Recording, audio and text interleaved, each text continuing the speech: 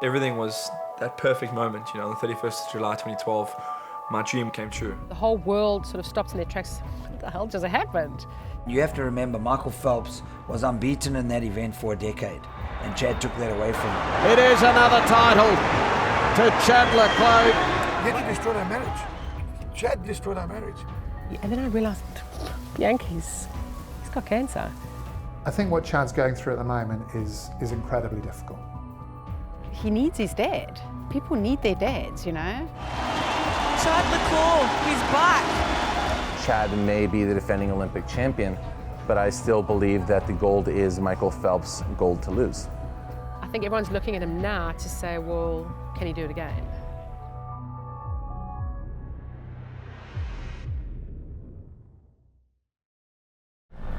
It's been a crazy road, you know, right from a kid up to Olympic gold. I never expected him to win a medal. I mean, I really didn't. I've got to pinch myself to know that he actually did it. He was nobody, absolutely nobody. We were nobody. There was no pressure. The expectation was zero, absolutely zero. The expectation was on Michael Phelps. My game plan was to swim like he did. My game plan was to beat Michael Phelps in his own game. The whole strategy behind the trying to fly was just to sit off Michael Phelps and then swim over him, knowing that he can swim over him. He's got the heart of a lion. I remember feeling really, really weird. I would have thought that for Olympic final I'd be a lot more nervous.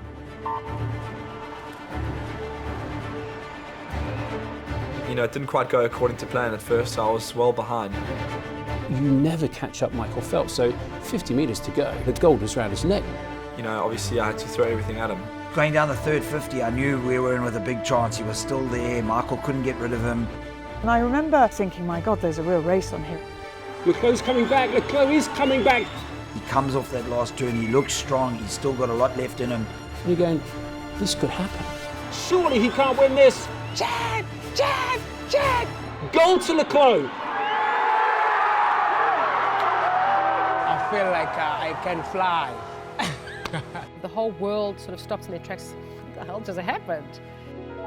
I met Chad when he was 6 years old. It was a dream for us to win a gold medal, and Chad achieved that dream for us. You think about looking up to someone your whole life, and you know, you beat them in the biggest race, on the biggest stage. Everything was that perfect moment, you know, the 31st of July 2012, my dream came true. I remember going to the medal ceremony, seeing my teammates and my coach. You look back at that race and you actually realize that it was a lot bigger than I thought it would be. Deep down in my heart, I was hoping for a bronze, and I really thought it's like it could never happen to like us. And that was 4 years ago. I mean, that was 4 years ago. I can remember that like it was yesterday.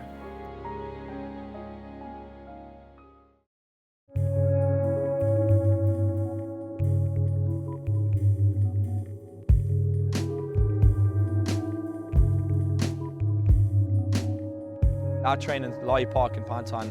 Pinetine is not exactly the safest place in the world, you know. 3 of my family's cars have got stolen from that pool alone. You kind of learn to deal with that side of life. But there's no country in the world that's better than this country. No country, I promise you. But, you know, our little house, we've got burglar guards, electric fence, and you've got to be alert. I've been training there for 15 years. If I put it in a nutshell, I would say it's 2, 3 out of 10 rating. It's the worst pool in the world, not in South Africa, in the world. Phelps wouldn't even put his first one toe inside. That I can tell you now. He wouldn't put his toe inside. It can be minus degrees. We got to swim in an outside pool with no roof, no cover, no side cover, hailing, raining, skinny like this, 8-year-old, 10-year-old boy, 12-year-old boy, 5 in the morning in the pool before school. I feel like if there was a lot of the Americans or the Australians or a lot of the other guys around the world were thrown into our shoes or in my shoes, they wouldn't even make the Olympic Games. I can promise you that. If anything had ever happened to Michael, you know, he would have the best doctors in the world fly in to see him the very next day. If he needed the best facilities or the newest technologies, or if he needed the newest forms of recovery, he would have it. That's not the case with many other countries in the world, and definitely not for South Africa. It's not like there is a huge infrastructure behind you with governing bodies. There is some, but it's South Africa, it's a different setup. Right now, if you're a Team GB athlete, you get an incredible entourage of expertise. Chad does not have access to that. Ready, go! The three big sports in South Africa definitely get looked after really well, in football, cricket and rugby, and then the sports that go further down, even to a point of like rowing or something like that, I don't know how well they are supported. You look at the fact that there are more than 100 Olympic caliber swimming pools in the United States. That's backed up by over 100 Olympic caliber coaches. Not only that, but then they have 100 Olympic caliber gyms with physiotherapists, with nutritionists, and you wonder why the United States and a country like China is successful. It's because of the sheer investment.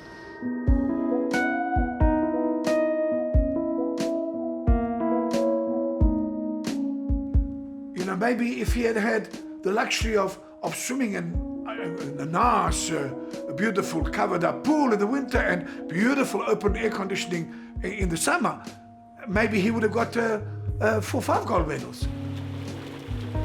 Yeah, at the end of the day, I feel like the facilities, the hardships that I have gone through in my career, in my life, have made me who I am. The difficult times make you mentally tougher than other guys. You know, I know that when I step on the block and it's the Olympic final, I know in my mind that I can handle anything that gets thrown at me. I really believe that most of South Africa is supporting Chad. We all want to see him succeed because of our circumstances.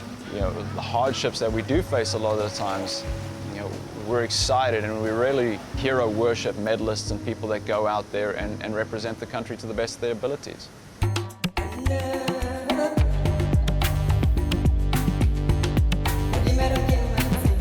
For sure, he's a hero. He's a hero because of what he's doing, and we're proud about him. I just like to be this guy one day. He is very fast, yeah. It means a lot to me because he represents South Africa since I'm a South African. It looks like the doors are closed for black people. You hardly see black people under competitions. It is a white man's sport, if I could say that. I don't mean to be racist by any means, but it's just maybe because culturally we've grown up swimming. If you look at the previously disadvantaged, if you look at smaller communities in this world or largely black communities, they don't have the luxury of a swimming pool in their backyard. If you look at rural South Africa and rural Africa, kids are growing up around rivers, lakes, dams, the ocean, and I mean, moving water, you're likely to get swept away. We have a lot of drownings in South Africa every year, and that's one of the biggest issues, water safety, and you know, that's something we need to look into. South African swimming has got very many projects in Learn to Swim campaigns in very many parts of South Africa, and out of that I believe we're going to come up with some black swimmers in the future who will be challenging for the equivalent of what Chad is doing now. If you look at the way that South Africa was united in that moment when we won the 1995 Rugby World Cup, there was no black or white. Even at that young age, I think I was 12 or 13, I could see how people that were very divided could come together and celebrate something like that, and that's what sport does in our country. You know, I want to be recognized internationally, and I want to take South African swimming to a new level. I want people to say, not only cricket, rugby and football. You know, I want the guys to say, hey, the swimming team's swimming at 9 o'clock tonight, let's kids come watch, you know. Hopefully I can inspire a generation of youngsters to try and follow in my footsteps. That's the goal.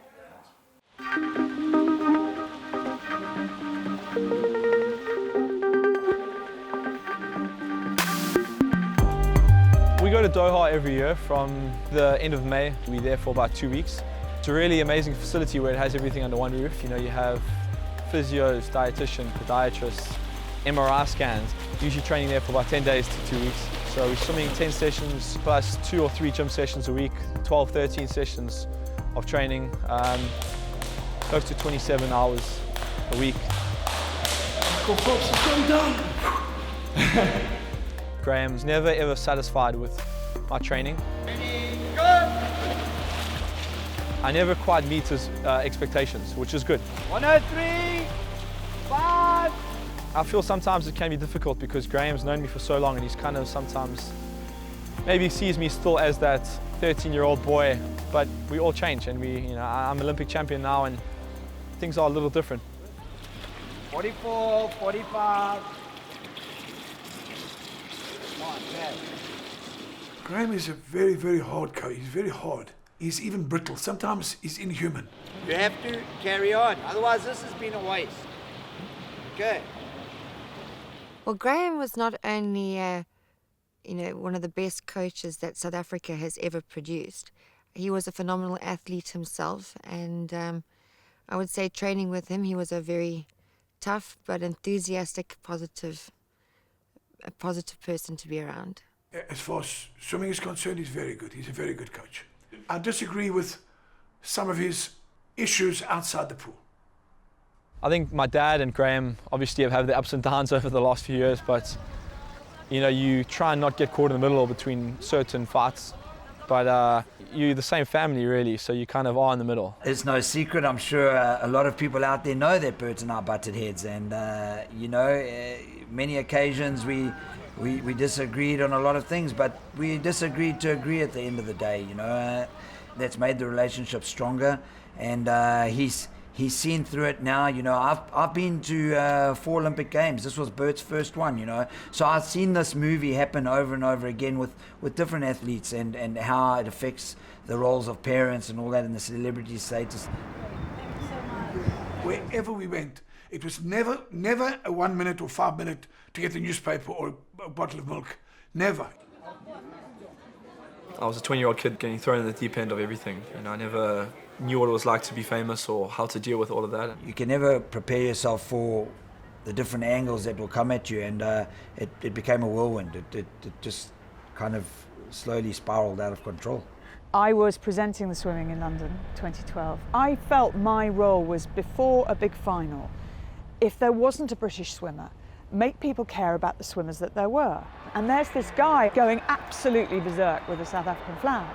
I just had a feeling if we could get him, it could be good. Here is Chad's father, Bert. My word, what a performance! Unbelievable! All I did was hold the mic, and off he went. Unbelievable, unbelievable. I've never been so happy in my life. He's the most down-to-earth, beautiful boy you ever meet in your life. And I think he gave fathers around the world permission to say, this is how I feel. This is what being proud feels like, and this is how you express love. Look at him, look at him, he's crying like me. I love you. And I thought, gosh, you're gold dust, you are TV gold. Listen, you were here at the most perfect moment of your son's life, and it sounds like the most perfect moment of yours. Oh, unbelievable, unbelievable. Thanks, Great Britain. Thank you, and congratulations. Thank you very much, madam. Thank you very much. The day after, this figure comes towards me with the South African flag still around him, going, Claire, come here, my darling. We have gone viral. Bert's celebrity status went to another level. His brother-in-law said to me, you can't walk anywhere with Bert in England. Everyone wants to take his photo. We will walk around and kids and parents want autographs of Bert and not of Chad. Bert from the telly, can I have a photograph with you? Jordan and I would hang on each other while everybody focused on the two with Bert. When we walked in the street, you couldn't walk in the streets. I'm famous for being famous. I'm like Kim Kardashian, famous for being famous. It's ridiculous. How can I describe Bert? My dad, he's quite a character. He is always loud. Up. There what? You see now? It's ready. Wow. Impossible. Spontaneous. Oh my God, you don't want to ask me that question. He's kind-hearted. The biggest person around. It's unbelievable. It's unbelievable. Lunatic, but a good man. He has a kind of fire inside, a nuclear weapon. He's like a bonfire. He's like this huge turning energy that's warm. He's an open person. He open for everybody. He's not discriminating. You see you black, you white, you this and this and this. He's happy for everybody. Can I say that he was kicked out of every school in Durban? Because he wouldn't take any punishment. He would threaten the headmaster. Naughty Mauritian boy. Naughty, naughty, naughty from the day I was born. I remember taking him to the last school that would accept him, that was in Port Shepstone. And I swore at him all the way. I said, you little swine, make me drive 100 kilometers because of your naughtiness, I'm going to kill you. I'll kill you. Well, I never did to kill him, but because he was too strong in any case. But yeah, that was Bert. If it was today, I don't know what they would call me, ADT, DBT, what, I don't know what those DTs would be, and how much Ritalin or whatever that nonsense that they eat, the kids have today. Absolute nonsense. I was just a naughty boy. I know a lot of the Bert story from Bert. I haven't got the verified witness accounts, and I debate how much further I want to go into that. There we are at the hair guru, coming for a shave. There you are. No, he's also Who? He told me, no moving. My throat's about to be cut. You know, I'm a Mauritian. I'm different. I grew up differently. I grew up differently. We were 10 of us, five boys, 5 girls. I don't really remember, but I've been back many times to Mauritius. They've invited here. It's very much like the Indians. Oh my God, thank you. Oh my God. Oh, you look beautiful, man. Yes. Bert is a very, very generous human being. How much for me and him, eh? Take it. Keep it, yeah. So keep it change. What I've seen is his generosity of spirit, actually, that, you know, ultimately Bert is a giver. What do you want? Yeah, something to eat? Some bread. Bread, okay. There's many times that my dad has done stuff behind the scenes that people don't know about, that you guys will never ever know about. You know, it's personal stuff that I would never share with you guys, but it is just, it's beautiful. It really is beautiful. Okay. Thank you. Amba baba. Very much. Amba. Very okay, good. Okay.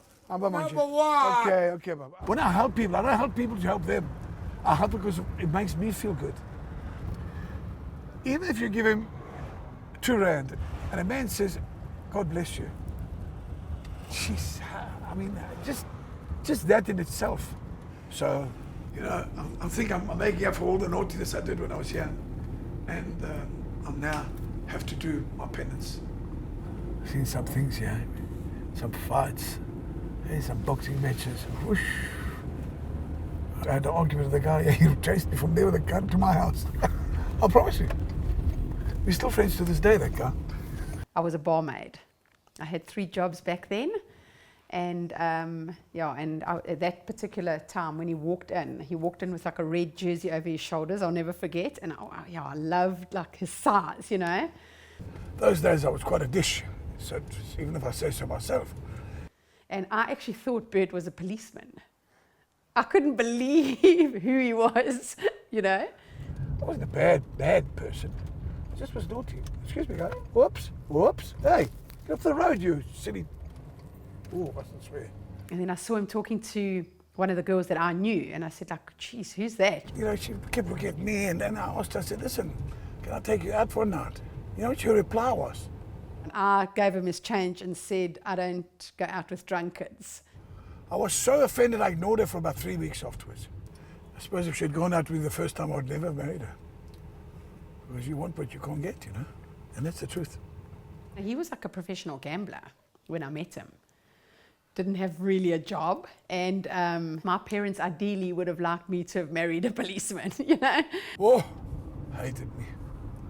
Only towards the end they started liking me, I think. I'm glad I married her. She's a good woman. She fights with me, but... And there again, I don't blame her. It's the truth. If I was married to me, I would fight with me too. That is for sure. My God. I think Jerry's done what no other woman could do or put up with. He's pretty tough. Maybe I just understood him off the bat. Do you know what I mean? I don't know. Like I always think, why do people make comments, you know, like you're going to get the medal one day, you know, when you stand at the pearly gates. You know, I've always understood Bert. Jerry was the best thing that ever happened to Bert because he was wild. And I think Jerry slowly but surely put a stop to all that, you know, a calming factor on Bert. Took a long time, but it got there eventually. I was one of the bridesmaids. It was an awesome wedding, and I'm happy with the way things turned out, and I wouldn't want it any other way. We've been married 25 years, some months, you know. We spent our 25th anniversary in Paris. He's 23 now, so well, he was about 2 years or so before I ruined my life, my marriage. When he came along, Jerry was everything. It was Jerry's everything, because she lost the first child. She had a miscarriage, and it was a hell of a thing, you know. So when Chad eventually came out, for the first 6 years of his life, there was not a mark on his body, because wherever he climbed a tree, there was Geraldine underneath. When I took him to swim, she was there crying on the side. Why are you making him cry? He doesn't want to swim like this and that and whatever it was, you know. So it was, all her attention was paid onto him. Yeah, we're at the school, and I want to introduce you to Chad's gates. Well, this is Westfield Boys High. This is the famous gold and silver gates after London. It's been worn out now a little bit. You can see here, was all gold, and they painted all this silver, but obviously it's worn out. And all the ends here, all silver. This represents Chad's gold medal, and the trimmings is the silver medal. So it's been like that since he won the gold and the silver in London.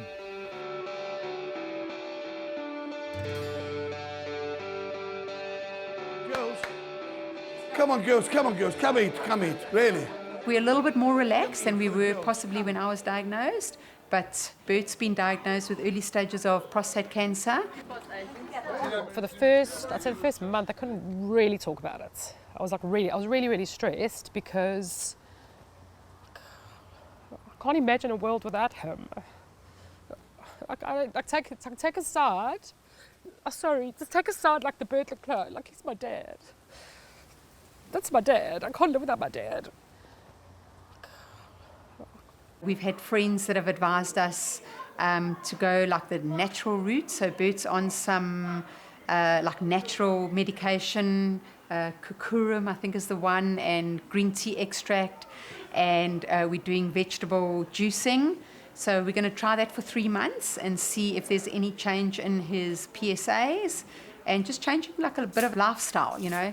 I walk every day, and I drink lots and lots of water, and I don't eat from dinner time until about 10, 11 o'clock.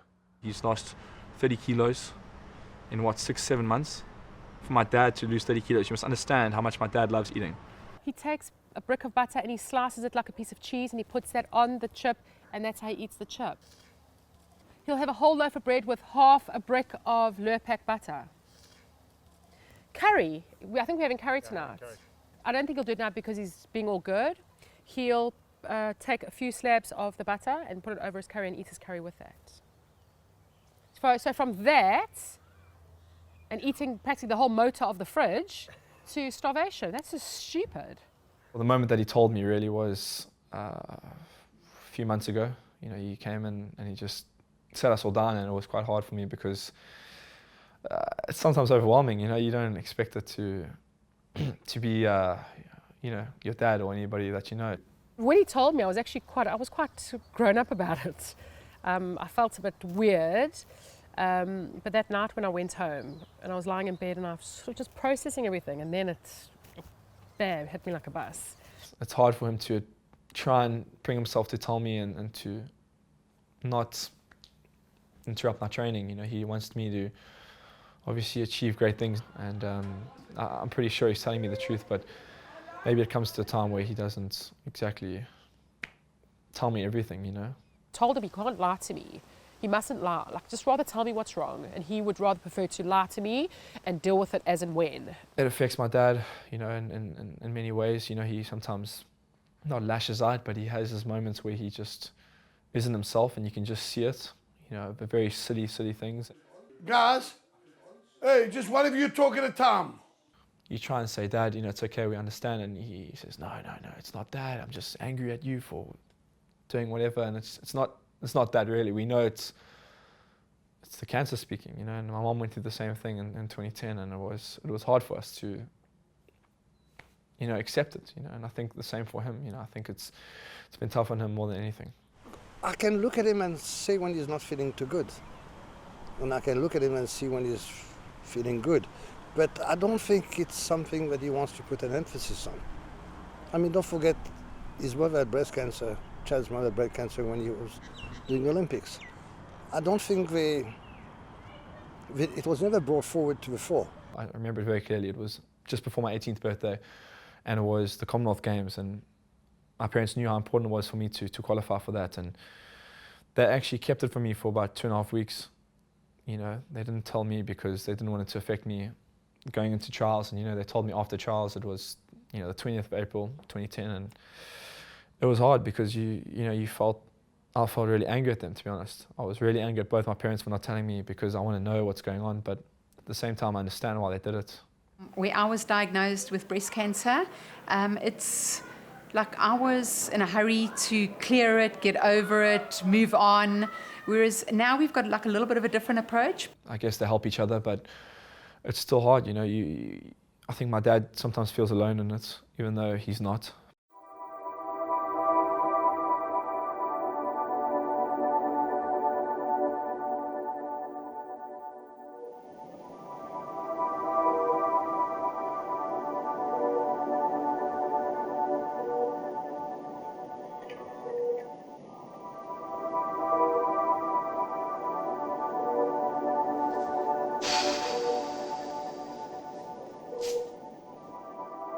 I'm going to have the blood test results, and if there's any going up or whatever, I'm going to have it out before I go to Rio.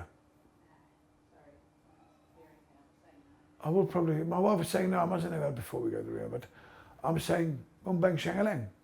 My dad is one thing, he's very scared of dying. I know that's, you know, that's not cool to say, but he's very scared of that, so I know that he's going to do everything he can to get himself over the line.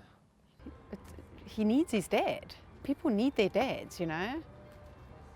Yeah, our bond is unbelievable. We are the best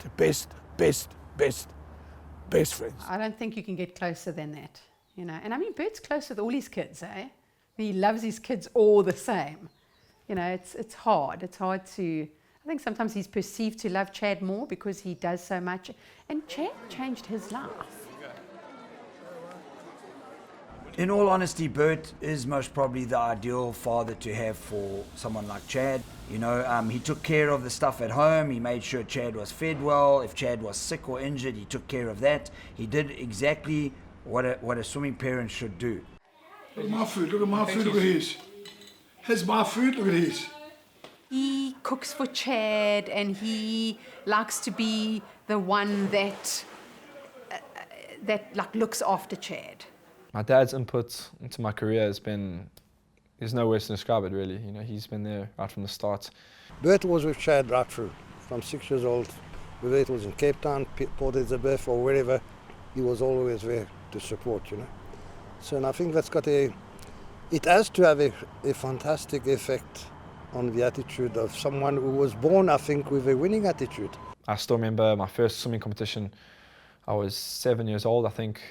Penzance Primary School, which is my school that I went to first, and my dad was there shouting, "Swim, swim, he's a ballerina. Come on, boy, go, boy." And I remember, you know, not even coming in the top 3 or not coming in the top 5 really, and you know, my dad was always there afterwards, giving me my favorite chocolate, supporting me, you know, atta boy, you did well, son. Just, those are the things that, you know, you remember. Right from that moment to the Olympic gold final. I mean, you guys all saw how he was after that, and that, to be honest, that wasn't a show. That's how he was when I made my first soccer team for the Durban Districts, the provincial or state championship team, which wasn't even a huge achievement. You know, he was crying his eyes out, and that's just the way my dad is. You know, he's a proud father, and I think, you know, I'm blessed to have him as my dad. I think we'd die without each other, and I mean that. I really do.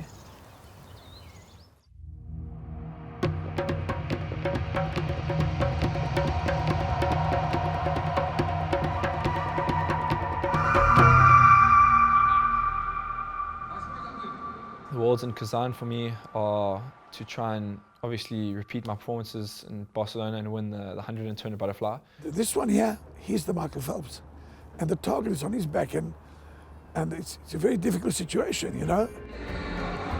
200 butterfly final, Breslow Chi and Chad Clos, 4 and 5. Chad Clos, the defending champion, the Olympic champion, the son of Bert. He's going to go out 100 miles an hour and hope that he holds on. All I was thinking about in that block was just how I can't let everyone down and how I can't let my country down. So the first of our finals on night 4 of swimming here in Kazan. Clos is off very, very fast. He's flown off the blocks and already chasing the world record, but there is a long, long way to go. He's getting chased down already though. Che has got him in his sights. Sees Laszlo closing in on him.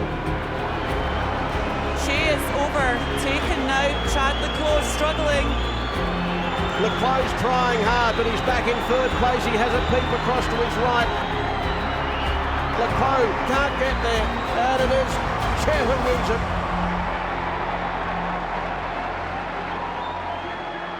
The Turner Butterfly, for me, is probably the most disappointing race I've ever had. I felt sick. I actually wanted to vomit. Last night wasn't a pleasant feeling. We didn't expect to be that slow, so to speak. I thought we could have been a bit quicker. That was possibly the worst pressure he's ever felt in his life. I think the best emotion to describe that loss was shocked, really.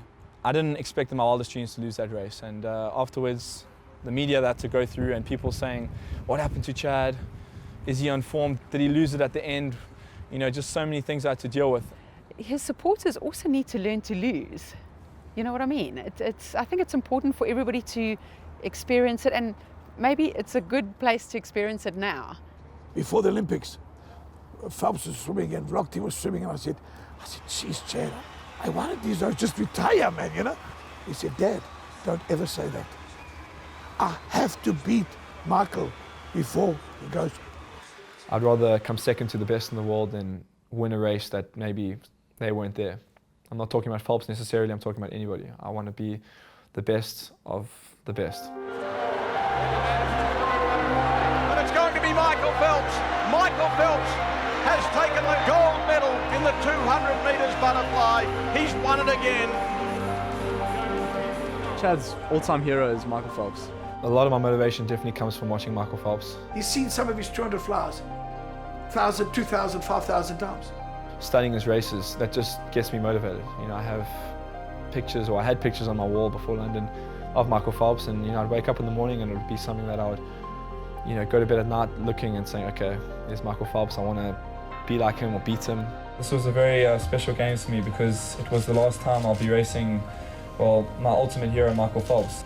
You know, last year when I met him for the first time, I remember taking 100 photos with him, and I was asking for his cap and goggles, and I still am a fan, you know, that will never change. And I think when I beat him in that turn fly, it was the most overwhelming feeling I think I'll ever have in my life. You have to remember, Michael Phelps was unbeaten in that event for a decade, and Chad took that away from him. And I'm sure that's one of the reasons he's back.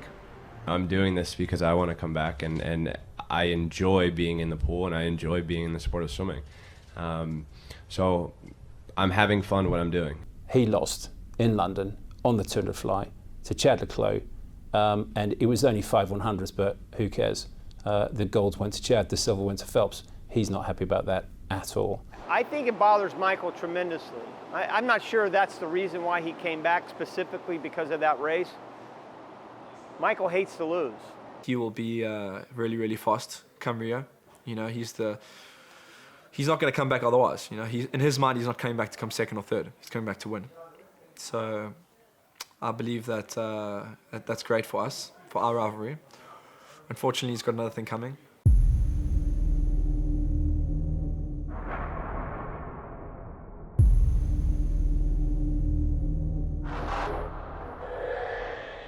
Every single day, I picture myself next to him in the pool. I see him next to me. You know, with that jaw, with that stroke. I see him there, and I try and picture myself in that moment, in that Olympic final, beating him. Do I like him? I think if you had asked me that question before London, my answer would be different to today. There's been a little bit of chit-chat between Michael and Chad, and the press love that kind of stuff. Phelps was saying, well, the 200 fly hasn't been that quick really in the world for the past couple of years since I retired. I don't do it to talk trash. I do it to state facts. And I know some people went back and checked my facts after I said that stuff about the 200 fly, and I was right. So I know my facts about the sport of swimming. Chad set the fastest 2 times in the world in 2015 on the 100 fly.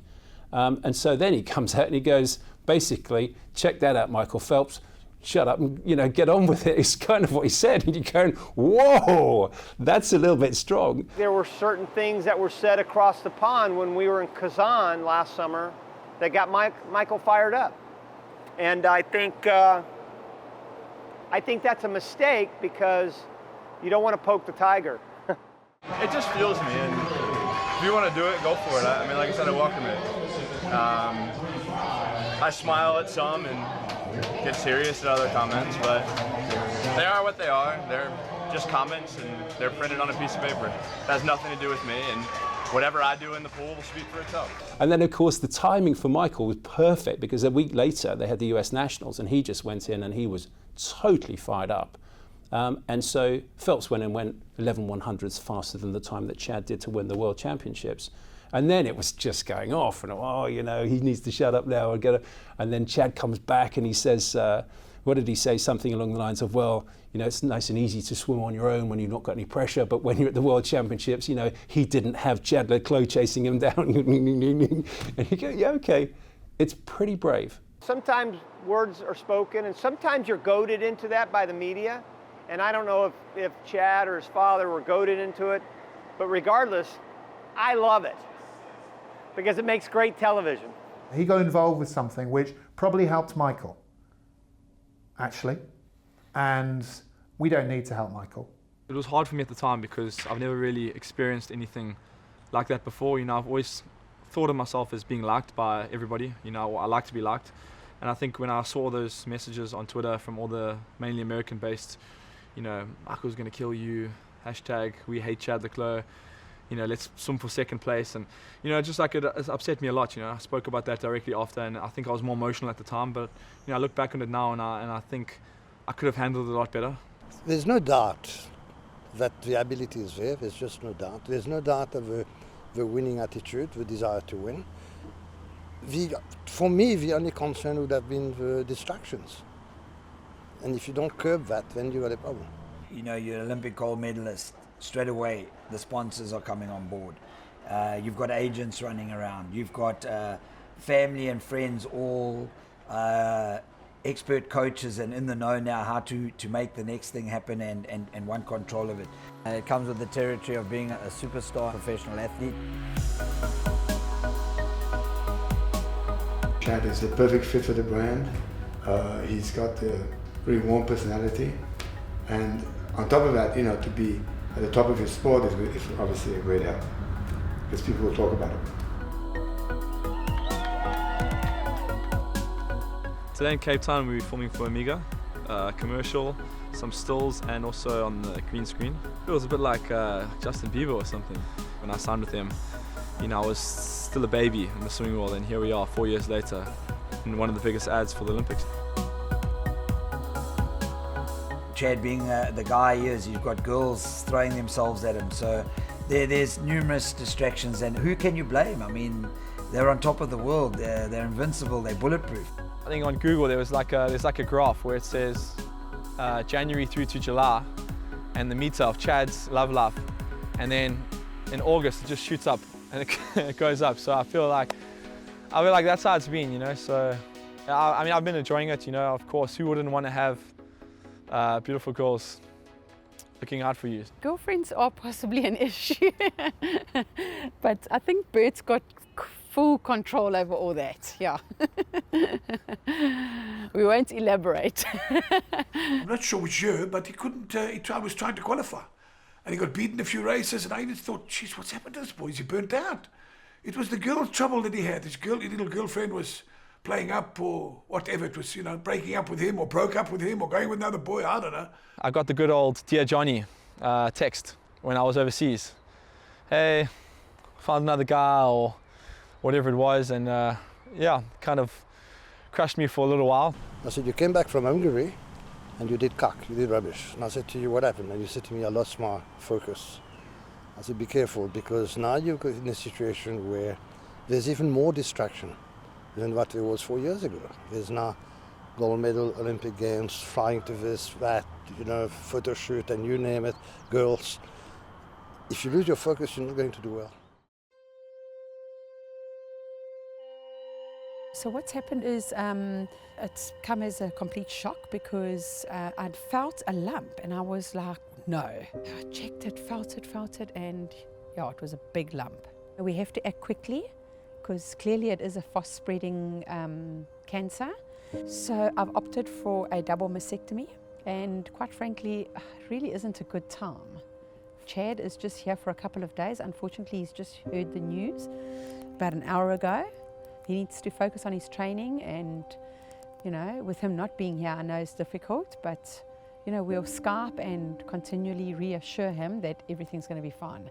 And we're going to be in Rio regardless. I wish it could have happened to someone else, you know, and I wish it could happen to, you know, me or someone else, because my mom's been through a lot, you know. 2010 was a very difficult year for her and for our family. Having this happen at this time is terrible. You know, I'd rather have my mom and my dad be healthy than win any gold medal.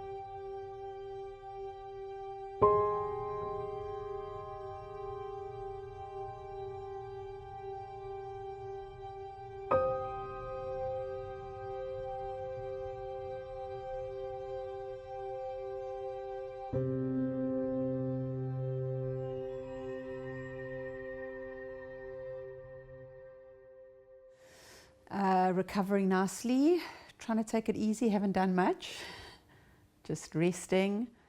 A Wednesday I'll see the oncologist to get an update on the chemo treatment. Having the breasts removed gave us an up that, you know, that if there's anything lurking we could delay it, you know, that we would be good and healthy for Rio. So I'd like to stick with that, and having the chemo will kill whatever else there is. So yeah, I'm positive, I'm good. I might go wig this time, I don't know, I haven't really decided. I'm a little bit more free-spirited than I was the first time, I think. So yeah, just got to be strong, and mentally I am a little bit worried about Chad, to be honest, you know. What cancer does mean for patients, but also for their families, is just an enormous set of both physical and emotional challenges. It's really probably one of the most stressful things that can really happen to anybody. This pen should be fine, eh? It's fine. We're leaving for a massive trip towards Olympics, looking at around about 3 months of travel and racing and training, and some exciting times ahead, and yeah, it's going to be interesting. From tomorrow, the house goes quiet. It's true, the house goes quiet tomorrow. Nobody shout, don't shout anymore. Because you don't make me mad, though. So. No, you don't make me mad. That's what I meant. Yeah, that's what I'm saying. You don't make me mad, yeah. You see, you know, you talk about being proud, you know. I mean, Chad, you're leaving tomorrow. Oh, for God's sake, I will start crying in a minute. And without you, my life is not the same, you know. So, I can't, I promise you. Yeah, come here. Yeah, sweet father. I think what Chad's going through at the moment is incredibly difficult, because at the end of the day, the two most influential and guiding figures in his life are both battling cancer. And that effect can obviously go one of two ways. It can be a motivating force, or it can be a very understandable distraction and puncture to your world.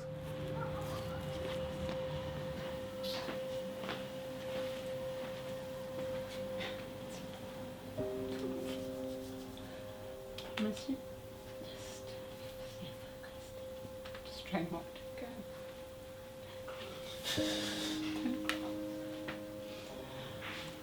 No, it's not. It's not hard. Come. No, just Love you too much. Just rest, okay? I am. You can see I'm not doing nothing. Love you. Love you.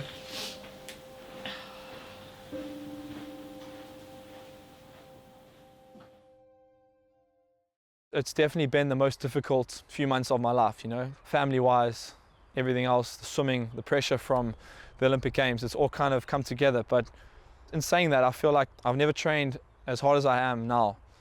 And I feel like, you know, their sickness is kind of pushing me through. It may be a blessing in disguise, you know, we will see. Whatever happens, happens. I'm proud of him either way. I stress for him the amount of pressure that he's going to be under, and sort of standing up on the starting block at the 200 fly, at the Olympics in Rio. I can't get butterflies in my stomach. Yeah, I get goosebumps thinking about the rematch between the two of them and seeing it go down. We've had this drama building now for really 4 years. I wouldn't be surprised if the 100 fly, possibly the 200 fly as well, are the ones where everyone's at the pool. You've got the greatest Olympian of all time. Going back to London, he's won all with Chad. This is his favourite discipline within the sport. This is big.